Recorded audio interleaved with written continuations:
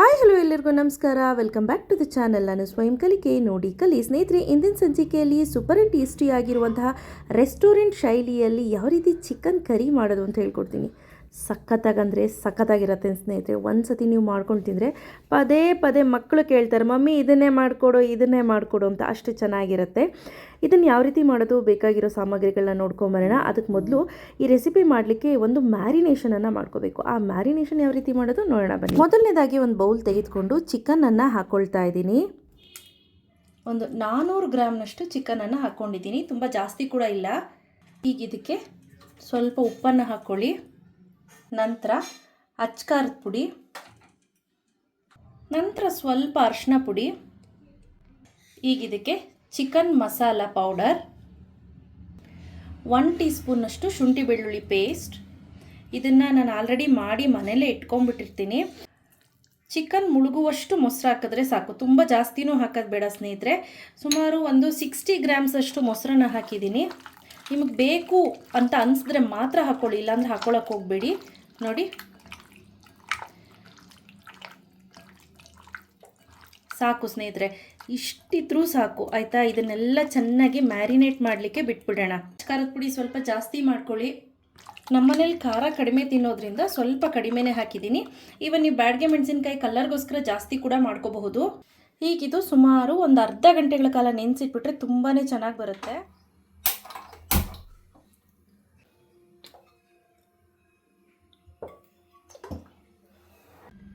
ಅಷ್ಟರಲ್ಲಿ ನಾನೊಂದು secret ಮಸಾಲಾನ ready ಮಾಡ್ಕೊಳ್ತೀನಿ. ಮೊದಲನೇದಾಗಿ 2 ಏಲಕ್ಕಿ, ಆನಂತರ 1.5 ಟೀ ಸ್ಪೂನ್ನಷ್ಟು ಧನಿಯಾ, ಅರ್ಧ ಟೀ ಸ್ಪೂನ್ನಷ್ಟು ಇಲ್ಲಿ ಸೋಂಪು, ಅರ್ಧ ಟೀ ಸ್ಪೂನ್ನಷ್ಟು ಜೀರಿಗೆ, ಒಂದು 3 ರಿಂದ 4 ಕರಿಬೇವು. ನೋಡಿ, ಸುಮ್ಮನೆ ಜಸ್ಟ್ ಫ್ಲೇವರ್ಗೋಸ್ಕರ. ಹಾಗೆ ಒಂದು 2 ರಿಂದ 3 ಬ್ಯಾಡಗೆ ಮೆಣಸಿನ್ಕಾಯಿ ನೋಡ್ಕೊಂಡು ಹಾಕೊಳ್ಳಿ. ನಾನು ತುಂಬ ಕಡಿಮೆ ಕ್ವಾಂಟಿಟಿಲಿ ಬಳಸ್ತಾ ಇದ್ದೀನಿ. ಹಾಗೆ ಗೋಡಂಬಿ ಹಾಕೋದ್ರಿಂದ ಟೇಸ್ಟ್ ಚೆನ್ನಾಗಿರುತ್ತೆ ಅಂತ ಹೇಳಿ ಇದನ್ನೆಲ್ಲ ಸ್ವಲ್ಪ ಫ್ರೈ ಮಾಡ್ಕೊಳ್ಳೋಣ.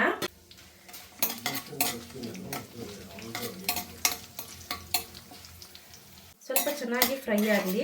ಸ್ವಲ್ಪ ಹೊಂಬಣ್ಣಕ್ಕೆ ತಿರುಗ್ತಿದ್ದ ಹಾಗೇನೆ ನಾನು ಮಾಡ್ತೀನಿ. ಇಲ್ಲಿ ದಪ್ಪ ಗಾತ್ರದ್ದಾದರೆ 1 ಈರುಳ್ಳಿ ಸಾಕು, ಸಣ್ಣ ಗಾತ್ರದಂದರೆ ಮೀಡಿಯಂ ಸೈಜ್ದು 2 ಈರುಳ್ಳಿ ಹಾಕ್ಕೊಂಡಿದ್ದೀನಿ. ಇದನ್ನೆಲ್ಲ ಚೆನ್ನಾಗಿ ಫ್ರೈ ಮಾಡ್ಕೊಳ್ಳೋಣ.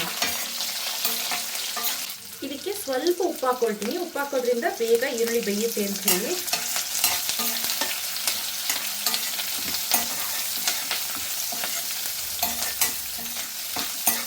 ಸ್ವಲ್ಪ ಬಾಡಿದ್ರೆ ಸಾಕು ಸ್ನೇಹಿತರೆ, ತುಂಬ ಜಾಸ್ತಿ ಬಾಡಬೇಕು ಅನ್ನೋದು ಏನಿಲ್ಲ ಆಯಿತಾ.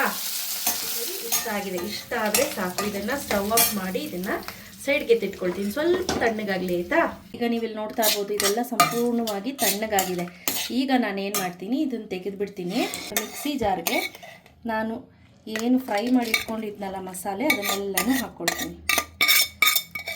ನೋಡಿ, ಗೋಡಂಬಿ ಸ್ಕಿಪ್ ಕೂಡ ಮಾಡ್ಬೋದು. ಗೋಡಂಬಿ ಹಾಕಿದ್ರೆ ಆ ಕ್ರೀಮಿ ಕನ್ಸಿಸ್ಟೆನ್ಸಿ ಮತ್ತು ಒಂಥರ ಆ ಟೇಸ್ಟ್ ಏನಿದೆ ತಿಕ್ಕಾಗಿ ಬರುತ್ತೆ. ಗೋಡಂಬಿ ಹಾಕೋದ್ರಿಂದ ಮಂದ ಕೂಡ ಆಗುತ್ತೆ, ಹಾಗೆ ಕ್ರೀಮಿ ಕನ್ಸಿಸ್ಟೆನ್ಸಿ ಕೂಡ ಬರುತ್ತೆ.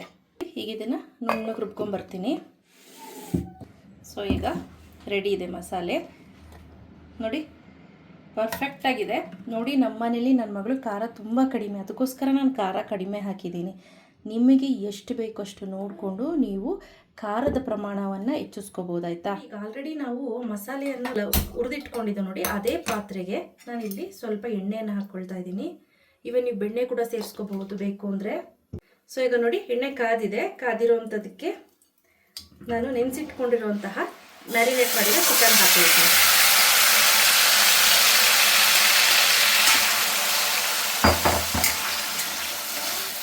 ನೋಡಿ, ಇದು ಚೆನ್ನಾಗಿ ಫ್ರೈ ಆಗಲಿ.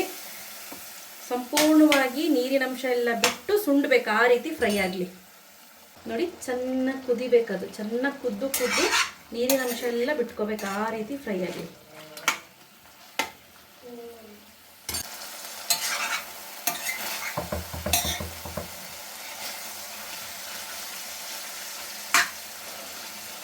ಈ ಮೊಸರೆಲ್ಲ ಹಾಕಿ ಇದನ್ನು ಮ್ಯಾರಿನೇಟ್ ಮಾಡಿದಾಗ ತುಂಬ ಜ್ಯೂಸಿಯಾಗಿ ಸ್ಮೂತಾಗಿರುತ್ತೆ ಪೀಸ್ಗಳೆಲ್ಲ.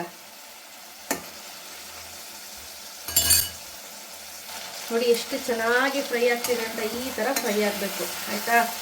ನೀರು ಸಂಪೂರ್ಣವಾಗಿ ಬಿಟ್ಕೊಂಡು ಸುಂಡಿದೆ. ಈಗ ನಾನು ಏನು ಮಾಡ್ತೀನಿ, ರುಬ್ಬಿರೋಂಥ ಮಸಾಲೆ ಏನಿದೆ ಈ ಮಸಾಲೆಯನ್ನು ಹಾಕ್ಕೊಳ್ತೀನಿ. ನೋಡಿ ತುಂಬ ಕಡಿಮೆ ಪ್ರಮಾಣದಲ್ಲಿ ನಾನು ಮಾಡ್ತಾ ಇರೋದು, ಸೊ ಹಾಗಾಗಿ ಸ್ವಲ್ಪನೇ ನಾನು ಮಾಡ್ಕೊಂಡಿದ್ದೀನಿ ಆಯಿತಾ. ಈ ಮಸಾಲೆ ಎಣ್ಣೆಯಲ್ಲಿ ಫ್ರೈ ಆಗಲಿ ಫಸ್ಟು, ಆವಾಗ ಟೇಸ್ಟ್ ಒಂಥರ ಚೆನ್ನಾಗಿ ಬರುತ್ತೆ ನಿಮಗೆ. ನೋಡಿ ಸ್ವಲ್ಪ ಎಣ್ಣೆಯಲ್ಲಿ ಚೆನ್ನಾಗಿ ಬೆಂದಮೇಲೆ ಆನಂತರ ನಾವು ನೀರನ್ನು ಹಾಕಿ ಕುದಿಸ್ಕೊಳ್ಳೋಣ. ನೋಡಿ ಈಗ ಇದಕ್ಕೆ ನಾನು ಸ್ವಲ್ಪ ಮಿಕ್ಸಿ ಜಾರ್ಗೆ ನೀರನ್ನು ಹಾಕಿಬಿಟ್ಟು ಹಾಕ್ಕೊಳ್ತೀನಿ. ಎಷ್ಟು ನೀರು ಹಾಕಬೇಕು ಅಂತ ಅಂದರೆ ಚಿಕನ್ ಬೇಯುವಷ್ಟು ನೀರನ್ನು ಹಾಕಲೇಬೇಕಾಗತ್ತೆ ಸ್ನೇಹಿತರೆ.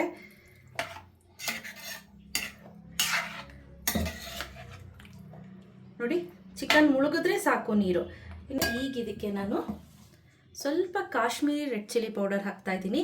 ಈ ಕಾಶ್ಮೀರಿ ರೆಡ್ ಚಿಲ್ಲಿ ಪೌಡರ್ ಹಾಕಿದಾಗ ಕಲರ್ ತುಂಬ ಚೆನ್ನಾಗಿ ಬರುತ್ತೆ.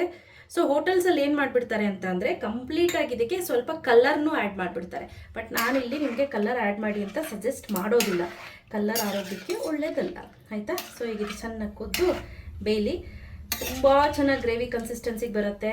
ನಿಜವಾಗ್ಲೂ ನಿಮಗೆಲ್ಲ ಸಿಕ್ಕಾಪಟ್ಟೆ ಇಷ್ಟ ಆಗುತ್ತೆ ಈ ರೆಸಿಪಿ.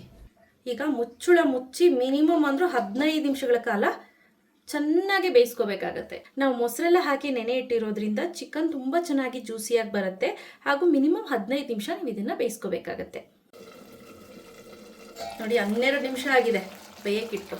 ಮಧ್ಯ ಮಧ್ಯ ಅವಾಗ ಒಮ್ಮೊಮ್ಮೆ ಈ ರೀತಿ ತಿರುಗಿಸ್ಕೊಳ್ತಾ ಇದ್ದೆ. Wow perfect.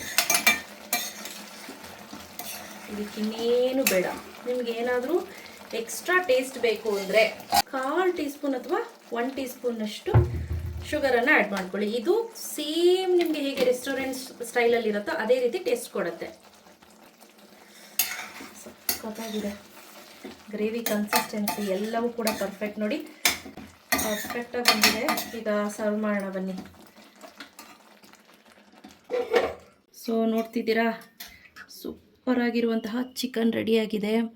ಟೇಸ್ಟ್ ಅಂತೂ ನಿಜವಾಗ್ಲೂ ಅದ್ಭುತವಾಗಿರುತ್ತೆ. ನೋಡಿ ಗ್ರೇವಿ ಜೊತೆ ತಿಂತಿದ್ರೆ ಅಬ್ಬಬ್ಬ. ನಾನಿಲ್ಲಿ ಚಪಾತಿ ಜೊತೆ ಸರ್ವ್ ಮಾಡ್ತಾ ಇದ್ದೀನಿ.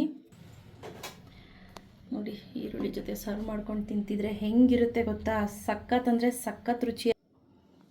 ಸೊ ನೋಡಿ ಎಷ್ಟು ಚೆನ್ನಾಗಿದೆ ಅಂದರೆ ಟ್ರಸ್ಟ್ ಮೀ, ಒಮ್ಮೆ ನೀವು ಮಾಡ್ಕೊಂಡು ತಿನ್ನಿ, ಸಕ್ಕದಾಗಿ ಬರುತ್ತೆ. ಸೊ ನಾನು ಯಾವುದೇ ರೀತಿಯಲ್ಲಿ ಫುಡ್ ಕಲರನ್ನು ಯೂಸ್ ಮಾಡಿಲ್ಲ. ಎಷ್ಟು ಚೆನ್ನಾಗಿ ಕಲರ್ಫುಲ್ಲಾಗಿ ಬಂದಿದೆ ನೋಡಿ. ನಾನು Kashmiri red chilli powder use ಮಾಡಿದ್ದೀನಿ. ಸೊ ಹಾಗಾಗಿ ತುಂಬಾ ಚೆನ್ನಾಗಿ ಕಾಣ್ತಿದೆ. ಹಾಗೆ ಟೇಸ್ಟ್ ಕೂಡ ಹಾಗೆ ಇದೆ. ಹೇಗಿದೆ ಅಂತ ನೀವು ನಿಮ್ಮ ಮನೆಗಳಲ್ಲಿ ಟ್ರೈ ಮಾಡಿ ಒಮ್ಮೆ ನಿಮ್ಮ ಅನಿಸಿಕೆ ಅಭಿಪ್ರಾಯನ ನನಗೆ ಕಾಮೆಂಟ್ ಸೆಕ್ಷನ್ ಮುಖಾಂತರ ತಿಳಿಸ್ಬೇಕಾಗಿ ಕೇಳ್ಕೊಳ್ತೀನಿ. Thank you. Thanks for watching. Bye.